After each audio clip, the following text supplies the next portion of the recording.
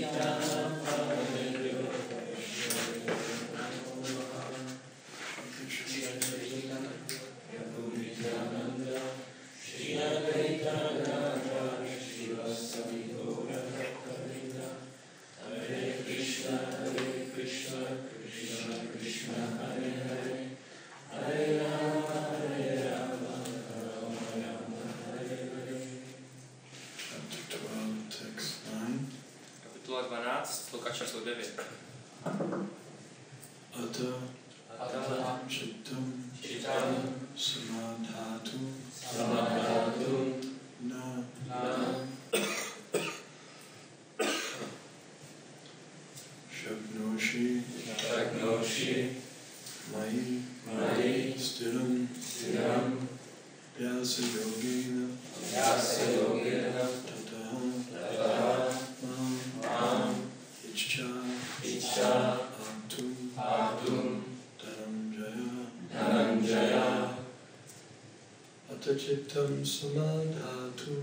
Ata Chittam Samadhatu Na Shaknoshi Mai Stiram Vyasa Yogena Tataha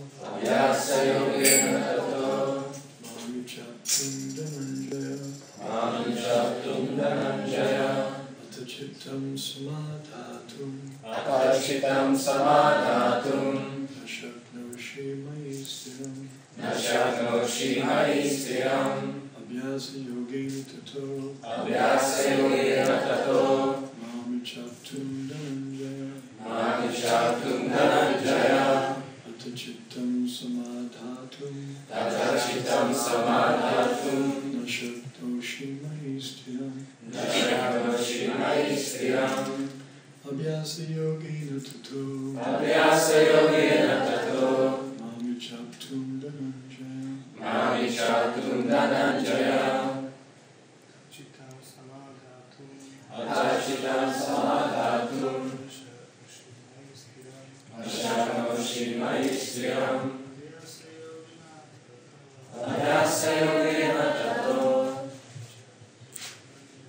Mami Chattum Dhananjaya Atachittam Samadhatum Nashaknoshi Mai Stiram Vyasa Yogena Tato Mami Chattum Dhananjaya Atachittam Samadhatum Nashaknoshi Mai Stiram Vyasa Yogena Tato Mami Chattum Dhananjaya Shaknoshi, you are able. Jsi schopen. Mai, upon me. Na mě. Stiram, steadily. Pevně. Vyasa Yogena, by the practice of devotional service. Praktikováním oddané služby. Then. Potom. Mam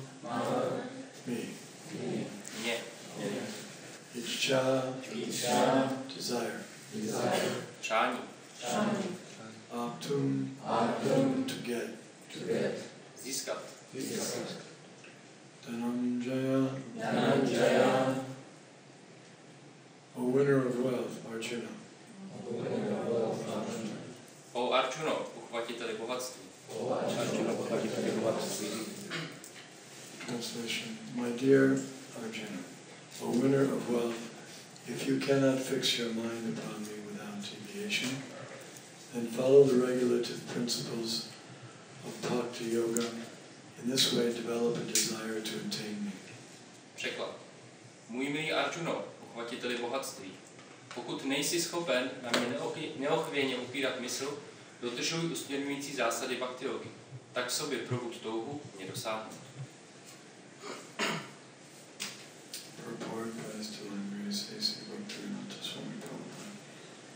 In this verse, two different processes of bhakti yoga are indicated. Význam o božské milosti a či Bhaktivedanta Swami Prabhupády. V tomto verši se hovoří o dvou způsobech bhakti yogy. The first applies to one who has actually developed an attachment for Krishna, the Supreme Personality of Godhead, by transcendental love. Prvnímu se věnuje ten, kdo vyvinul pouto ke Krišnovi, nejvyšší osobnosti božství, na základě transcendentální lásky. And the other is for one who has not developed an attachment for the Supreme Person by transcendental love. A druhý je pro toho, kdo toto pouto k nejvyšší osobě nevyvinul. It's like someone like Haridas Thakur, Srila Haridas Thakur. He can just chant 300,000 names, fix his mind on the lotus, on the name of the Lord. Jako například někdo jako Haridas Thakur může prostě jenom zpívat 300 000 svatých jmén a soustředit svou mysl. Chant japa for approximately 16 hours a day. Zpívat japu přibližně 16 hodin denně. But that, if you try to do that and you don't have transcendental love for the Lord, you'll find it difficult. Ale pokud to zkusíte udělat bez toho, aniž byste měli transcendentální lásku ke Kršnovi, k Pánu, tak to shledáte velice těžkým. He can do that because he has such love for the Lord.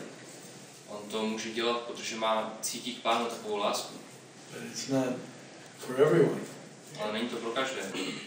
Some people try to imitate Srila Haridas Thakur and go off and chant, only chant. Někteří lidé se snaží, tady toho podaného snaží imitovat a tak pořád jenom zpívají. Or even less possible is if someone just thinks, I'll meditate on the form of the Lord, I'll just sit and meditate on the form of the Lord. A nebo ještě méně možné je, já si jenom sednu a budu pořád meditovat na podobu Pána. That's even more difficult. To je ještě složitější. Because how can you, unless you have love for the Lord, how can you fix your mind like that? Protože pokud nemáte lásku k Pánu, tak jak se můžete takhle soustředit mysl? Mind is, Arjuna said that to control the mind is more difficult than controlling the wind. Arjuna řekl, že ovládat mysl je složitější, než ovládat vítr. So that process is for Haridas Thakur, that's for those who have love for the Lord, they can do that. But for those who don't, as described here, then there's regulatory principles, there's so many rules and regulations to follow, a system to bring them to the point of love of Krishna. Takže tento proces je pro Haridase Thakura a jemu podobné vodané. Ale pro ty, kteří ještě nevyvinuli tuto lásku ke Kršnovi, tak je tu jiný systém. Ten systém mnoha usměrňujících zásad a regulací, které oni mohou následovat.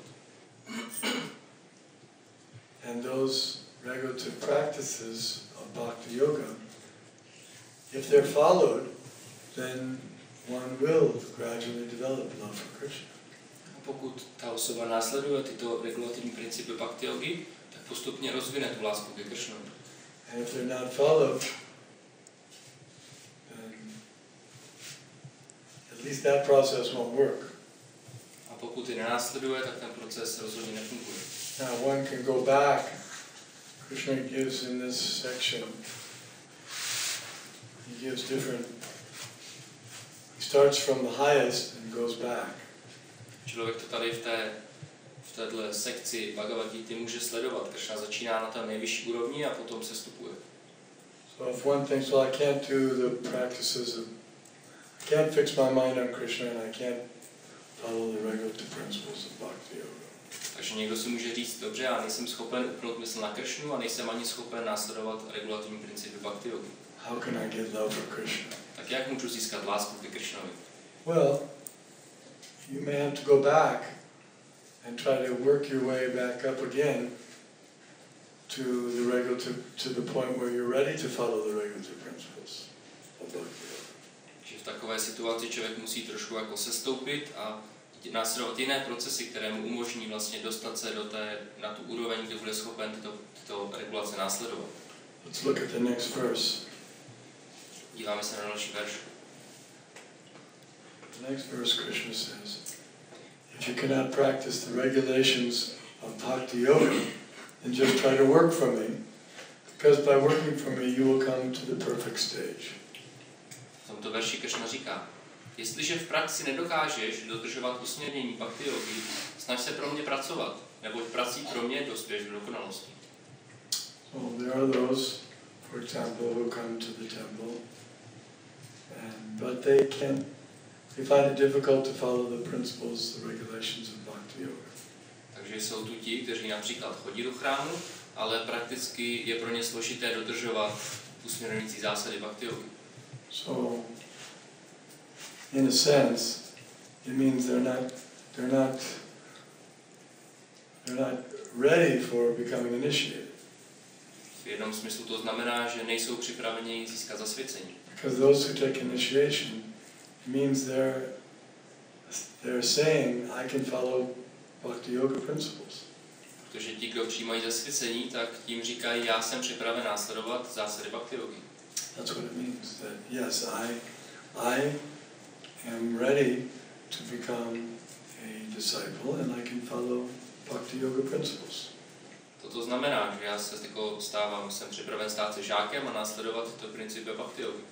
And if he can't do that, then basically it goes back to the status of not really being initiated because he's not following the standards that initiated devotees are supposed to follow. A pokud to nenásleduje, tak se v podstatě dostává do toho stavu, kdyby jakoby nebyl zasvěcený oddaný, protože nenásleduje ty principy. But of course he should still, as Krishna says here, if you can't do that, then work for me, and then that will also bring you to the perfect stage eventually. Takže i v takové situaci tohle znamená, že ta osoba tady, jak Kršna říká, by měla pracovat pro Kršnu, protože toho nakonec dovede na tu nejvyšší úroveň. For us, those of us who are initiated devotees in the Krishna consciousness process, this particular verse of following the regulative principles is really our life and soul. A pro nás, pro oddané, kteří jsme zasvěcení ve vědomí Kršny, tak tenhle verš je naším životem a duší. We don't want to try to go beyond that into a position of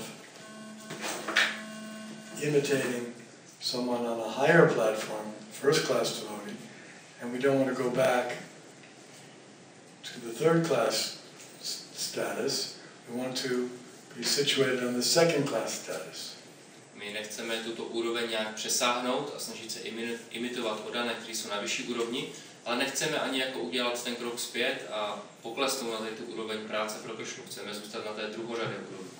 We don't want to declare ourselves ready to transcend the regulative principles at this stage. Nechceme na této úrovni o sobě tvrdit, že jsme schopni transcendovat regulativní principy. Even if one is very advanced, still he doesn't give up the regulative principles. For example, Lord Chaitanya Mahaprabhu, every day he would get up early in the morning, take his bath, go to the temple, see the deity, Mangalarti.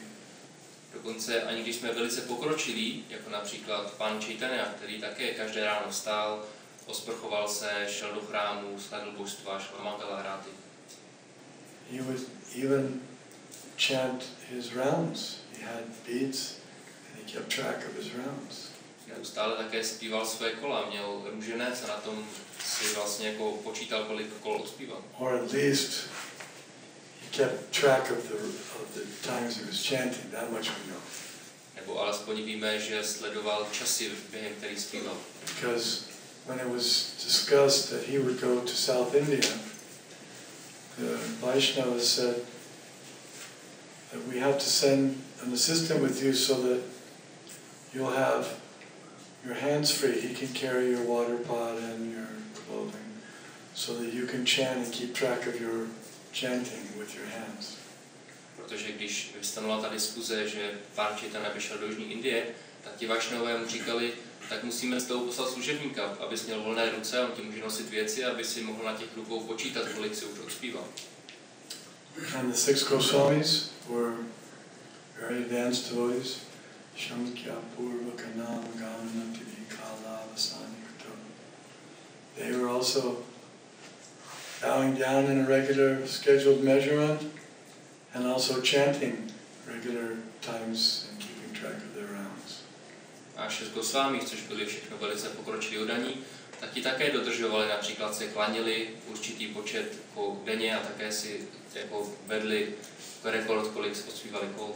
Nana Shastra Vichadana Kinapano Sadharma Sangstapako.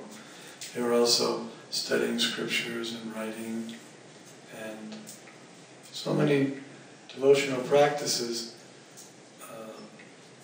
that one might say, well, they're more advanced, they didn't need to do that. Také třeba studovali písma a sami psali, což jsou praktiky, které by někdo mohl říct, že oni byli tak pokročilí, že by je nemuseli dělat. But to set the example for others, even an advanced devotee will follow the regulative practices. Ale aby dal příklad ostatním, tak dokonce i pokročilý oddaný bude stále následovat ty principy. There may be some exceptions, those who are very exalted and advanced, but those exceptions should remain exceptions and shouldn't be imitated. Možná jsou nějaké výjimky u těch, kteří jsou velice pokročilí, ale tyto výjimky by měly zůstat výjimkami a neměly by být napodobovány. Our spiritual master Srila Prabhupada has given us indications that these regulative principles are essential, and so if we don't follow them, then we can't expect to make spiritual advancement. Náš duchovní mistr Srila Prabhupada jasně naznačil, že tyto principy jsou naprosto zásadní a že pokud ty nedodržujeme, tak nemůžeme dělat duchovní pokrok. Someone may say these are just mechanical things. Kdo může říct, to je jenom takové mechanické věci tady to. I just want to love Krishna. Já chci jenom milovat Kršnu. Someone says, why should I chant, be bothered with keeping track of chanting so many numbers of rounds? I'm becoming more number conscious than Krishna conscious. Někdo může říct, no ale tak proč bych si měl počítat, kolik odspívám, jako to si stávám víc si vědomým čísel, než vědomím si Kršny. Better I just concentrate on loving Krishna, chanting purely one mantra. Radši se budu soustředit na Kršnu a budu radši zpívat čistě jenom jednu mantru. Yes, but the problem is that we've been given these instructions by the spiritual master and by the scriptures, by the acharyas, so that this is a symptom of our expression of our beginning love for Krishna. A ten problém je, že nám tyhle počty nám dal duchovní mistr, nám šástry, áčarové, a to, že dodržujeme, je ten první symptom toho, že chceme rozvinout lásku ke Kršnovi. We can't artificially consider that we're on a very high level of love for Krishna. My si nemůžeme uměle vymyslet, že jsme na nějaké vysoké úrovni lásky ke Kršnovi. So these practices that we've been given, all these regulative principles, they're necessary for us to express express to whatever little love we have. This is an expression of that, and Krishna will be pleased and help us come to a higher stage. Takže pro nás tady ty regulativní principy jsou všechno, co máme, aby jsme mohli tu trošičku lásky, co máme ke Kršnovi, mu nějakým způsobem ukázat. On pak bude potěšen a uvezme nás na další úroveň. Besides, the spiritual master has promised and agreed to guide us and take us back to Godhead, but there's some conditions that we have to do our part as well as he does his part. Navíc duchovní mistr slíbil, že nás vezme zpátky k Bohu, ale je to taky ta část, kdy my musíme pro to něco udělat. We don't want to be like some so-called religious people. They say that I don't have to do anything. My guru or my savior or my God saves me anyway. He just accepts me because he loves me. Nechcem být jako nějací takzvaný jako zbožní lidé, kteří říkají, no já nemusím dělat nic a můj guru nebo můj spasitel, můj Bůh mě stejně zachrání, protože mě má rád. Yes, he loves you and so many things, but he's given you an assignment to do and he expects you to do it, and you said you would do it. Ano, on vás má nepochybně rád a to všechno, ale on vám taky dal nějaký úkol, který máte splnit, aby byste ho měli splnit. All the scriptures give us these rules and regulations to follow. Even in yoga, yam, niyam, that's the rules and regulations. Those are the regulative principles, the first two principles of yoga, we also follow.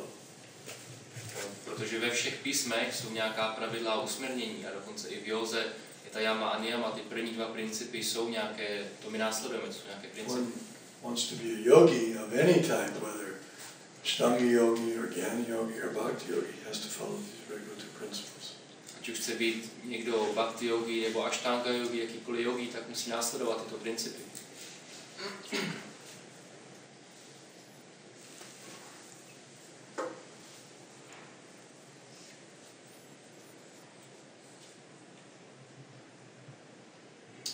For the second class, there are different prescribed rules and regulations one can follow to ultimately be elevated to the stage of attachment to Krishna. Pro oddané z této druhé skupiny jsou stanovena různá pravidla a usměrnění, která mohou dodržovat, aby nakonec dosáhli úrovně připoutanosti ke Krishnovi. Bhakti yoga is the purification of the senses. Bhakti yoga značí očišťování smyslů. Yeah, we have to admit that our senses are in a contaminated state. Musíme si připustit, že naše smysly jsou ve znečištěném stavu. If we let our eyes go wherever they want, then they will drag us to some contaminated place. Pokud necháme naše oči, aby si koukali na co chtějí, tak nás zatáhnou na nějaké znečištěné místo. If we don't restrict our tongues very carefully, they'll lead us to a degraded place. Pokud nesvážeme velice pevně svůj jazyk, tak nás zavede na nějaké zdegradované místo. All the senses are, for us, they're in a contaminated state. Pro nás jsou všechny smysly ve znečištěném stavu. Because we have not, for one who has not conquered the mind is the worst of friends. And if the mind is the worst of friends, and the mind is the master of the other senses, then they're also our worst friend. They're the assistants of the worst friend. Protože pro toho, kdo mysl neovládl, je ta mysl tím nejhorším přítelem. A protože mysl je jakoby pánem všech smyslů, tak tím taky se stává vlastně pánem těch nejhorších přátel. It's like someone who's diseased, he goes to the doctor. The doctor gives him instructions. Jako někdo, kdo je nemocný, tak jde k lékaři a ten mu dá nějaké pokyny. Take this medicine, don't eat this, don't do that. Dám si tyhle léky a tohle dělej, tohle nedělej. If he thinks, I'm well, I feel good, I don't have to follow this. Ale pokud on si myslí, no, mě je docela dobře, já to nebudu následovat. And he gets relapse again. He doesn't get over the disease. His disease continues. Tak se mu ta nemoc zase vrátí a pokračuje. That's the difference between a good patient and a bad patient. To je rozdíl mezi dobrým a špatným pacientem. That's the difference between a sincere disciple and someone who's a pseudo-disciple. To je rozdíl mezi upřímným žákem a druhořadým žákem.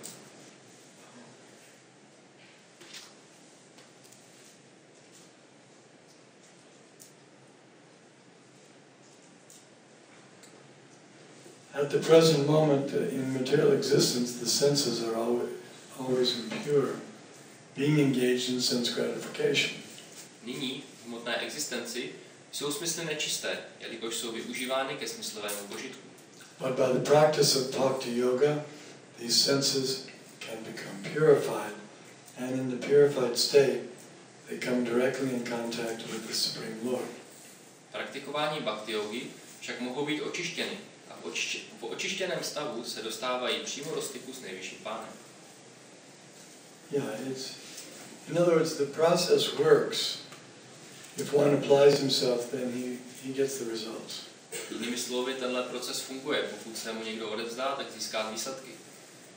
It's like we see in this movement over the years, those who continue to not apply themselves just for a week or a month or a year or whatever, but continually keep applying themselves. They don't lose their momentum. They keep applying themselves.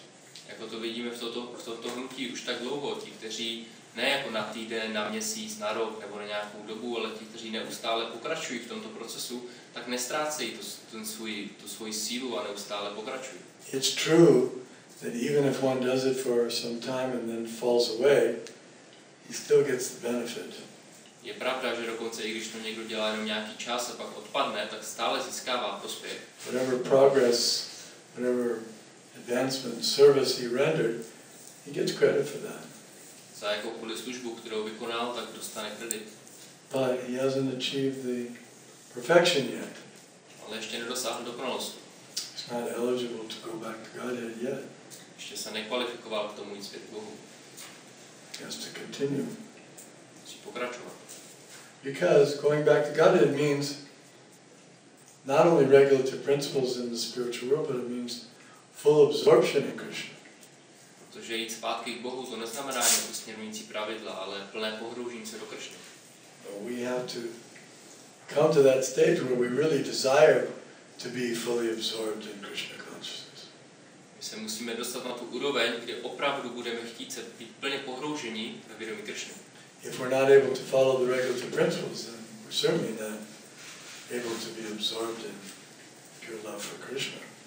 Pokud nenásledujeme regulativní principy, tak rozhodně nejsme připraveni na to být pohrouženi v lásce ke Kršnovi. It means we still have to come back to the material world after giving up this body and make further progress. Znamená to, že po opuštění tohoto těla se budeme muset zase vrátit a udělat další pokrok. But we're advised by our spiritual masters to not delay and think that in the future lives I'll do it and I'll continue. Don't procrastinate. Don't put it off. Do it in this lifetime. Ale naši duchovní mistři nám doporučují, aby jsme to neodkládali, aby jsme si neříkali, jo, tak já to dokončím v příštích životech nebo v příštím životě, ale aby jsme to udělali už teď, aby jsme to udělali co nejdřív. There's no guarantee that we'll be able to continue in our next life. We have the chance, but we may become distracted again. Protože není žádná záruka, že to dokončíme v příštím životě. Ano, můžeme dostat šanci, ale to neznamená, že nebudeme svedeni a nezačneme zase od začátku. There's a true story of one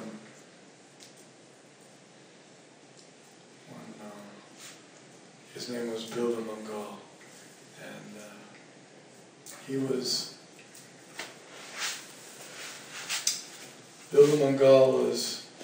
was married, he was in a good family. Je příběh muže, který se jmenoval Vyasa-puja a ten byl ženatý, měl dobrou rodinu. He had good opportunity for making spiritual progress, but somehow or other he had become attached to a prostitute. Znamená, že měl dobré podmínky pokračovat v duchovním životě, ale on místo toho byl připoutaný k prostituci.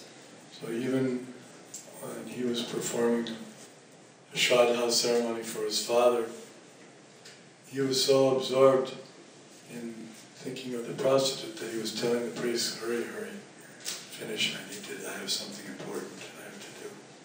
Že dokonce, když pro svého otce vykonával obřad Shraddha, tak byl tak pohroužený v myšlenkách na tu prostitutku, že toho kněze popoháněl, aby už jako to dokončil, že už má jeden starost. And it was a terrible day, storm, rain, cold, but still he decided he had to go to his prostitute's name was Chintamani. A jednoho dne byla obrovská bouřka, velký liák, ale on se stejně rozhodl, že musí jít za tou svou prostitutkou, která se jmenovala Chintamani. So he left, and there was no boatman to take him across the river. Takže vyšel z domu, ale nebyl tam žádný ten převozník, který by ho vzal přes řeku. Tried to swim across. Tak se to snažil přeplavat. The torrent was very harsh, very fast. A byl tam silný proud. And he tried to get across, and something bumped into him, so he thought maybe I'll take help with this. He thought it was a log, and he would use the log to help get him across. A jak ho nesl ten proud, tak do něj něco narazilo, on se říkal, to je nějaká kláda, tak ji použiju, abych se dostal na druhou stranu. Turned out it was a dead body. Ale byla to mrtvola. But anyway, somehow he got across the river. Ale nějak tak či onak se dostal přes tu řeku. Then he came to her house, but she had closed the gates because she thought on a night like this, certainly Bilbo won't come. Až se dostal k jejímu domu, ale ona, protože si říkala, to určitě v tuhle noc nikdo nepřijde, tak zavřela hlavní bránu. So he had to try to get over the big gate, was locked. Takže se musel přes tu bránu přelézt. He thought he saw a rope, he could pull the rope. Myslel si, že tam vidí provaz, tak se Help zatrhnul. Get over the gate, the fence. Aby si pomohl přes ten plot, no přes tu Turned bránu. out to be a snake. A on to byl had. Everything was very difficult for him. Všechno pro něj bylo v tu dobu velice složité. Finally he got there, he got over the fence, and he was all soaking wet and exhausted. Knocked on her door. Se konečně dostal přes ten plot a byl úplně unavený, celý promočený a zabuchal na její dveře. So she answered, "Oh, Bill Mungal, you came on a night like this?" Ona na něj, Bill Mungal, ty jsi přišel v takovouhle noc? He said, "Yes. For you, no price is too great. No mountain is too high. No river is too wide." Ano, pro tebe žádná cena není dost vysoká, žádná hora dost vysoká a žádná řeka dost široká. He was very poetic. Básnický. For your love, I would do anything. Na tu lásku bych udělal cokoliv. She said, "Oh, what a pity. Only if you had so much devotion for Krishna as you have for this body." On řekl, no to je docela škoda, kdyby si měl tolik oddanosti ke Kršnovi, jak máš k tomuhle tělu. So he was shocked. He never heard her say such things before. To ho šokovalo, protože předtím mu nikdy takové věci neříkal. So he started thinking. It shook him so much that he said, "Yes, you're right." Začal přemýšlet, a protože byl opravdu šokovaný, tak řekl, ano, máš pravdu. I should give up this nonsense. Tak měl bych se vzdát toho typu nesmyslu. So he did. A tak se toho vzdal. Gave it up. Čeho se vzdal? Took sannyas. Přijal sannyas. Left home, left everything. Odešel z domova od všeho. Came sannyasi. Stal se sannyas. Renunciate. Život v odříkání. And he was going to Vrindavan. A odešel do Vrindavanu. While he was going to Vrindavan, he saw a beautiful wife of a merchant. A po cestě tam potkal obchodníka, který měl velice krásnou ženu. So he became attracted. A k té byl přitahoval. He was following her.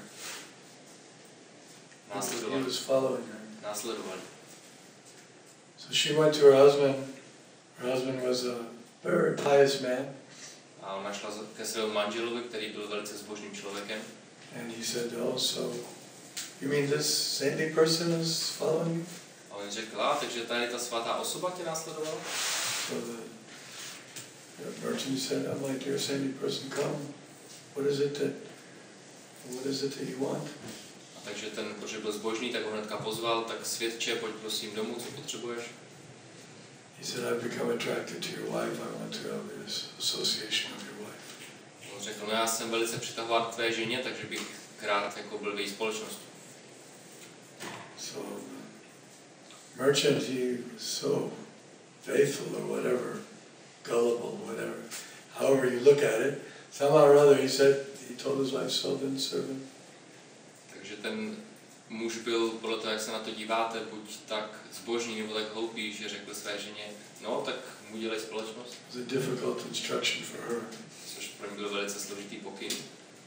So anyway, Bilvamangal said, "Give me the pins from your hair." She had her hair bound up, and she had pins. A ona měla, takže neměla svázané vlasy, ale měla v nich takové ty jehly. A on jí řekl, dej mi ty jehly z tvých vlasů. So that meant that she should let her hair down. To znamenalo, že jako si měla rozpustit vlasy. Generally, the Vedic culture is that woman doesn't let her hair down in front of anyone except her husband. Obecně védská kultura je taková, že žena si nerozpouští vlasy před někým jiným než její manžel. She was objecting, but her husband said so. So she pulled out the pins and she gave it to him. A ona s tím nesouhlasila, ale její manžel jí dal ten pokyn, takže jako poslechla, vzala ty jehly a dala mu je. And he took out the pins and he poked out his eyes. On je vzal a vypíchl si s nima oči. He said, "These eyes are degrading me." Řekl, tyto oči mě znečišťují. He became blind voluntarily.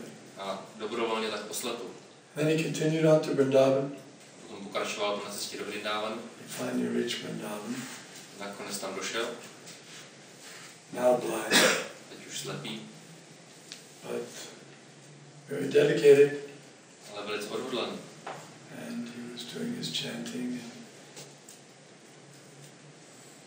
he was very devoted to Krishna. A zpíval a byl velice odevzdaný Kršnovi. So Krishna came and brought him milk every day and made sure he had his necessities. Kršna za ním chodil a každý den unosil mléko a dával pozor, aby měl všechno, co potřebuje. We know Bilvamangal Thakur, he became, Thakur means perfect. He became a perfect devotee. Víme, že on se stal Bilvamangal Thakurem. Thakur znamená dokonalý oddaný. Some very beautiful books, very elevated books on pure devotional service. A napsal nějaké pár velice krásných, velice pokročilých knih na duchovní témata. Well, we can see how difficult these senses are, these materialistic senses. Že vidíme, jak složité nebo těžké to je s těmito materialistickými smysly. Now, in that case, there's a story about his past.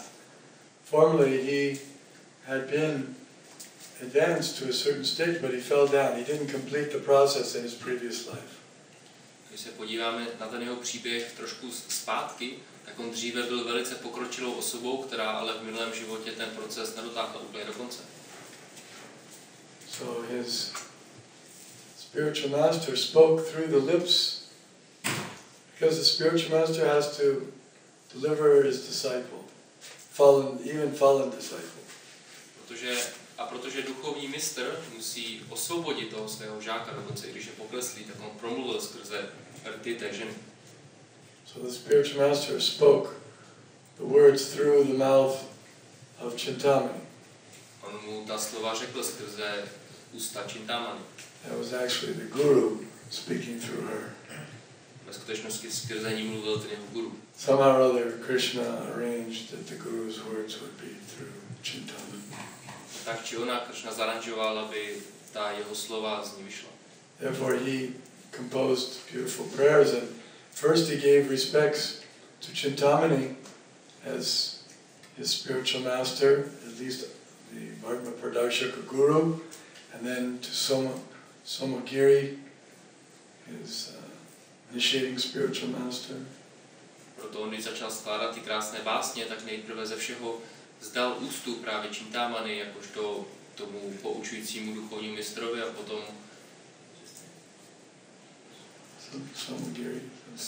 Samagirimu, který byl jeho zasvěcujícím duchovním mistrem. This is what we're discussing here, the difficult senses. To se tady probírá, ty smysly, které je těžké ovládnout. If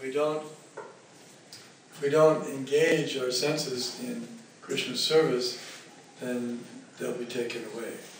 Pokud své smysly nezaměstnáme ve službě Kršnovi, tak nás odvedou. But we can engage the eyes in seeing the beautiful form of Krishna and using it for service to Krishna. But if we use it for sense gratification, then we may lose them. Například můžeme zaměstnat oči v shlížení krásné podoby Pána, ale pokud je zaměstnáme ve smyslovém požitku, tak na ně můžeme přijít.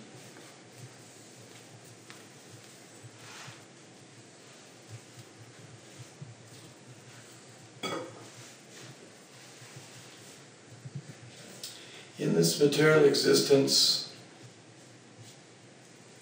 I may be engaged in some service to some master, but I don't really lovingly serve my master. V hmotném životě mohu prokazovat nějakou službu určitému pánu a sloužit mu, ale nedělám to z lásky. I simply serve to get some money. Sloužím pro peníze. And the master also is not in love. He takes service from me and pays me. A pán ke mně také nemá láskyplný vztah. So there is no question of love. Přijímá ode mě službu a platí mi. O lásce tedy nemůžu být ani řeči. But for spiritual life, one must be elevated to the pure stage of love. V duchovním životě je však nutné dospět na úroveň čisté lásky. That stage of love can be achieved by practice of devotional service performed with the present senses. Je možné ji dosáhnout oddanou službou, konanou těmi smysly, které máme nyní. This love of God is now in a dormant stage in everyone's heart. Láska k Bohu dřívá v srdci každé živé bytosti. And there, love of God is manifested in different ways, but it is contaminated by material association. Projevuje se různými způsoby, ale je znečištěna stykem s hmotou. Yes.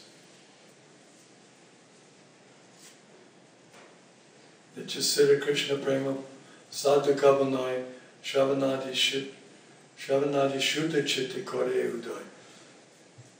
Originally, all living entities have love for Krishna. Původně mají všechny živé bytosti lásku ke Kršnovi.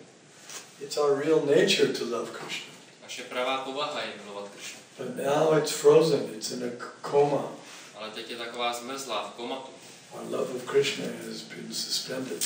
Naše láska ke Kršnovi spí. Now it needs to be thawed out by the warm process of bhakti yoga. A teď si ji musíme vybojovat zpátky tím procesem bhakti yogi. Now the heart has to be purified of the material association, and that dormant natural love for Krishna has to be revived. Nyní je třeba srdce od tohoto styku očistit a obnovit skrytou přirozenou lásku ke Kršnovi. That is the whole process. To je celý proces. To practice the regulative principles of bhakti yoga, one should, under the guidance of an expert spiritual master, follow certain principles. Dodržovat usměrňující zásady bhakti yogi znamená řídit se pod vedením kvalifikovaného duchovního učitele určitými principy. One should rise early in the morning, take bath, enter the temple, and offer prayers and chant Hare Krishna, then collect flowers to offer to the deity, cook foodstuffs to offer to the deity, take prasadam, and so on. Stát brzy ráno, nakoupat se a jít do chrámu, přednést modlitby a zpívat Hare Krishna. Potom přinést květy pro obětování božstvům, uvařit pro božstva pokrmy, obětovat je, jíst prasádam a tak dále.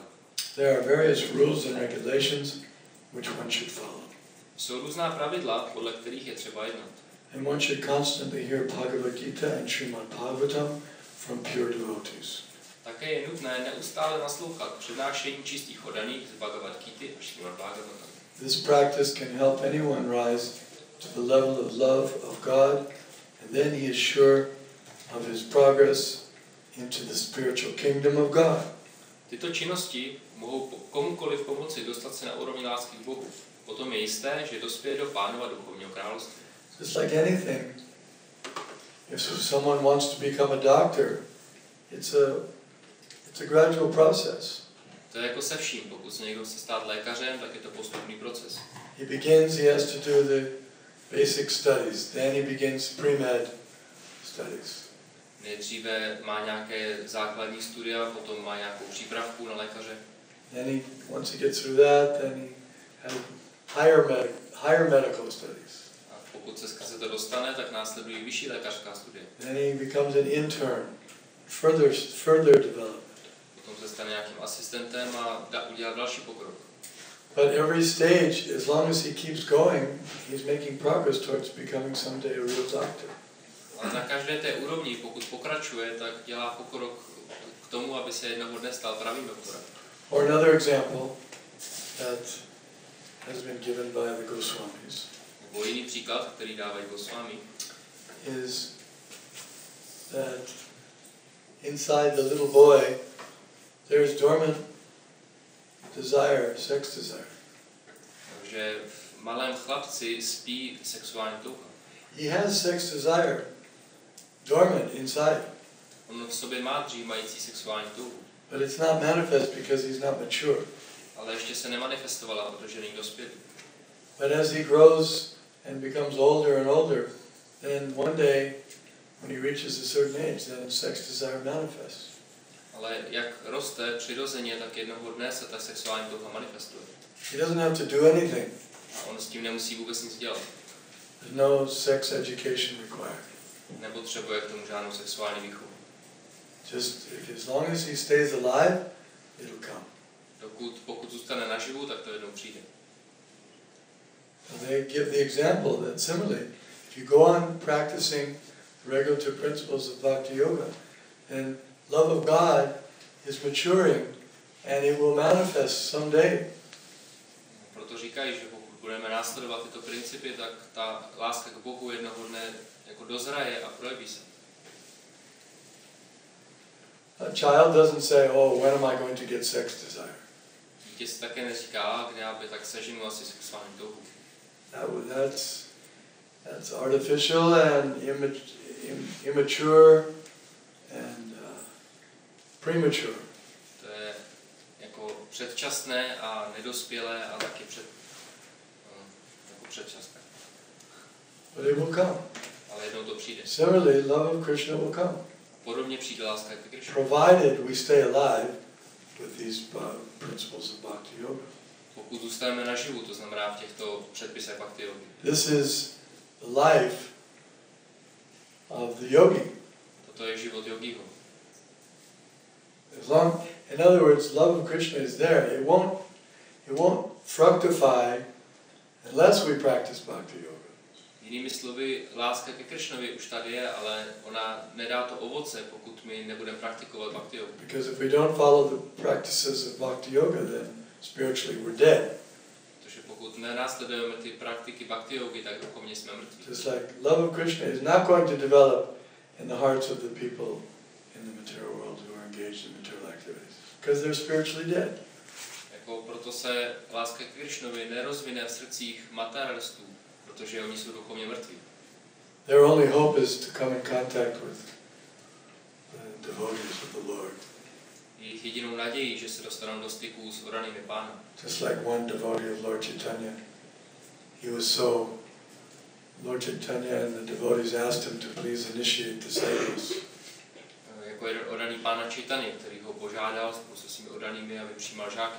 So he said, okay, next person I contact tomorrow, I'll give him initiation. Řekl, dobře, prvního člověka, kterého zítra potkám, tak mu na zasvěcení. As he was taking his bath early in the morning, a dead body bumped into him in the river. A jak ráno se koupal v řece, druhý den, tak do ní narazilo mrtvé tělo. So he gave him initiation. Tak ho zasvětil. And that person came back to life and became a great devotee. A ta osoba se vrátila zpátky k životu a stala se velkým odaným. So that's what happens. These dead people, dead carcasses walking around. No spiritual. They're not even alive. A to samé se může stát s těmito mrtvolami, které tady všude chodí po okolí, že také se můžou oživnout. If they fortunately bump into some devotee while he's taking a bath or something, Pokud náhodou narazí do nějakého oddaného, který zrovna se tam koupe nebo něco. and then they get the holy name. That's why we give the chanting. We try to get people to chant because that's their initiation. A on jim potom dá svaté jméno, proto se vždycky snažíme přimět lidi, aby zpívali, protože to je jejich zasvěcení. Then they can again get life, otherwise they're dead. Potom můžou zase oživnout, jinak jsou mrtví.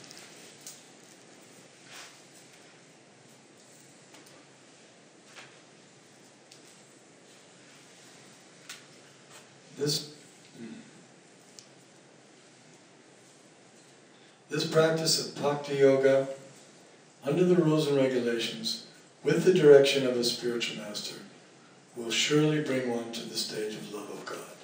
Praktikování bhakti yogy podle daných pravidel a pod vedením duchovního učitele každého nepochybně přivede k tomu, že bude Boha milovat. So that's the end of the reporting questions. To je konec významu, nějaké otázky? Se ptal, že většinou přestupky děláme kvůli tělesnému pojetí života. A otázka je, že je těžší zbavit se anart nebo přestupku, když vykonáváme oddanou službu, že si vytváříme anarty při vykonávání služby. Protože je takové těžší se jich zbavit, než když ty anarty si přineseme jako z materiálního života. Tak se tohle. So his question is, sometimes we make offenses and we develop anarthas, and whether it's more difficult to get rid of anarthas that we bring from our previous life, or to get rid of anarthas that we maybe develop during the practice because of our offenses. Well, basically it's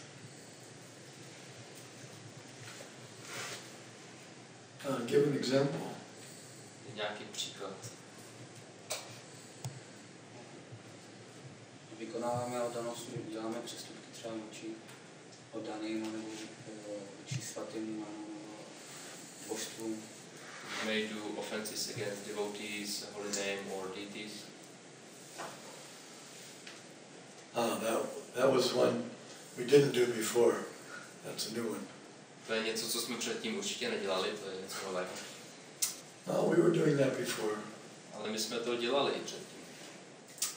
We were offending them by completely ignoring them. My jsme vůči nim dělali přestupky tím, že jsme je naprosto ignorovali. We're doing better now. Takže teď už jsme na tom trochu líp. We don't always ignore them. At least sometimes we recognize them and bow down before them. Protože aspoň občas se jako shledáme, že tady jsou a pokloníme se před. So we're still doing better, even though we still have some dirt left. It's not that we became clean. It's not that I became completely clean and now I'm dirty again. Není to tak, že bychom byli úplně očištění, jsme na tom lépe. Není to tak, že bychom, jako teď jsem se úplně očistil a teď jsem se zase znečistil. Sometimes we think, oh, I became so advanced and now I fell back. Někdy si myslíme, já jsem byl tak pokročilý a teď jsem zase poklesl. No, actually we didn't become so advanced. This is still part of our ascending. We're still trying to go up. Ale ve skutečnosti my jsme, jako, to znamená, že jsme nebyli zase tak pokročilí, to je pořád jako součást toho vzestupu.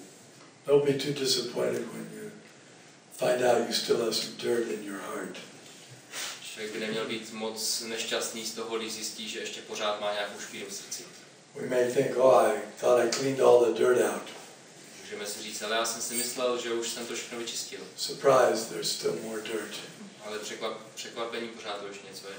So it's still the same dirt. It's not new dirt. Pořád je to ta samá špína, není to nic nového. It's part of the old dirt. It's still there. To je součást toho starého, co už tam bylo. Okay, so it's not new dirt. It's not new devotional dirt. Není to nějaký nový duchovní, nějaká nová duchovní špína. It's the same anti-devotional dirt that we had before. Je to ta samá neoddaná špína, kterou jsme měli předtím. Just like when you start cleaning a room and you find dust is flying everywhere. You didn't see all the dust before because it was lying quietly under the rug in so many places in the corners. Jako když začneš čistit místnost, tak Když začneš s tím čištěním, tak vidíš, jak se ten prach všude začne znášet. Předtím nebyl vidět, protože byl někde pod koberce nebo v rozích. But it's the same, it's the dirt, it's the room's dirt, it's not imported from somewhere else. Ale pořád je to ten samý prach z té samé místnosti, není to, že by ho tam někdo donesl. Devotional service doesn't import dirt. Oddaná služba nám nepřináší žádné nové znečištění. We brought it in with us when we came in. My jsme si ho s sebou přinesli, když jsme přišli. Yeah, all the dirt is in the material world. Přinesli jsme si sebou všechnu špínu materiálního světa. So it's not, we didn't get it from devotional service. My jsme ho nezískali oddanou službu. We got it from our anti-devotional activities before. My jsme ho získali ze svých neoddaných aktivit, které jsme vykonávali předtím. And we haven't gotten free from it yet. A ještě jsme se ho nezbavili. Okay. Any other questions? Já jsem se chtěl zeptat, probírali se tady ty první 3 pokyny Krišny, myslí na mě, s oddanostními služ a pracuj pro mě, a jsou ještě další pokyny, které se tady neprobrali. Yeah, so we touched those first 3 instructions. First was think of me, then follow the regulations, and then work for me. So why haven't we touched those 2 extra, which are also mentioned after? Dalších slov. Well, that's not supposed to be for us. Protože tohle už by se nás nemělo týkat, ty další. We're supposed to, that was my point. We're supposed to be going for the Bhakti Yoga principles. To byl bod, na který jsem upozorňoval, že my bychom měli jít za těmi principy Bhakti Yogi. This is Krishna speaking Bhagavad Gita. He's so liberal. He's giving everyone some encouragement from whatever platform, whatever standard they're on. Krishna je tak benevolentní, že on, když říká Bhagavad Gita, tak pro každého, ať je na jakékoliv úrovni, dává nějaký proces. If you want to go back, that's not very encouraging. Ale pokud chceš jako jít ještě někam víc zpátky, tak to už není moc povzbuzující. Don't want to go backwards. My už se nechceme vracet zpátky. But there may be some people who are not ready to live the life of regulative principles. Ale možná jsou nějací lidé, kteří ještě nejsou připraveni žít život těch regulovaných principů. And Krishna is giving them some hope, some practice, some service. A Krishna jim dává nějakou naději, nějakou službu. Sometimes it's said that even if someone has a good feeling, is favorable towards the Krishna consciousness movement, he gets the same benefit as those who are practicing in the Krishna consciousness movement. Někdy je řečeno, že dokonce i ti, kteří jsou jenom příznivě nakloněni vědomí Kršny, tak získávají stejný prospěch jako ti, kdo ho ve skutečnosti praktikují.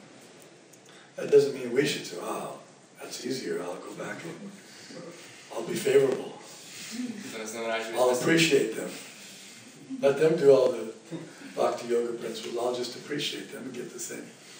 To neznamená, že bychom měli si říct, jo, tak tohle zní jednodušejc, takže já se teď trošku vrátím zpátky, nechám tu těžkou práci s těma principama na těch oddaných a je budu jenom zpovzdálí jako ctít a vážit si jich a získám stejný prospěch. Oh no, you can't pretend like you're asleep. To nemůžete předstírat, jako nemůžete předstírat, že spíte. If you're asleep, that's one thing, but if you're pretending you're asleep, then it doesn't work. Pokud spíte, tak je to jedna věc, ale pokud jenom předstíráte, že spíte, tak to je něco úplně jiné. Anything else? Ještě něco. Okay, Bhagavad Gita ki jai, Srila Prabhupada ki jai. Nakonec vám barátky.